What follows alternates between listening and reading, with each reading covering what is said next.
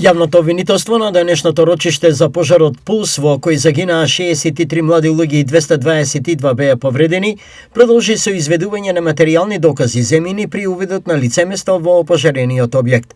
Пред кривичниот суд беше прикажан фотоалбум со 92 фотографии, кои детално ја прикажуваат затекнатата состојба на местото на настанот.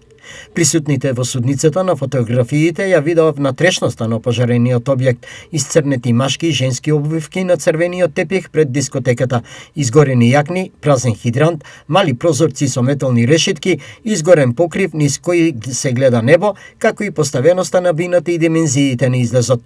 Беше презентирана и неоштетена пиротехничка фонтана, во чија спецификација е наведен дометот при прскање, кој што бил поголем од растојанието помеѓу бината и плафонот. Констатирано е присуство на горливи и изолацијски материјали, стиропор, первол, гипскартон, дрвени елементи, кои придонеле за брзо ширење на пожарот.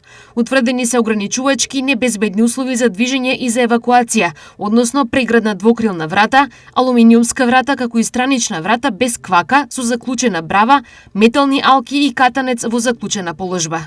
Посочи јавниот обвинител.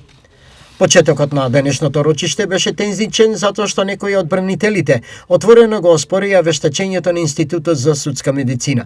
Тие рекоа дека дел од предложените докази се компромитирачки и побараа нивно иземање, како и вкрстено испитување на дополнителни вешти лица и ангажирање технички советници. Судот овие барања ги одби како неосновани, а обвинителството ги оцени како тактичка алатка за одложување на судската постапка. Пред почетокот на денешното рочиште со реакција излегоа и родителите, чии деца загинаа во пожарот со реакција на осудата за тројцата полицајци откочени за злоупотреба на службената положба, а поврзана со случајот Пулс, изрекувајќи им условни затворски казни. За злоупотреба на службена должност законот предвидува до 10 години затвор, но очигледно тоа важи само на хартија. Во пракса условни казни. За утврдена злоупотреба, за систем што со години не гледал, не слушал и не постапувал. За непостапување што создало услови за трагедија со 63 изгубени животи и над 200 повредени, оставајќи зад себе цел град во тага.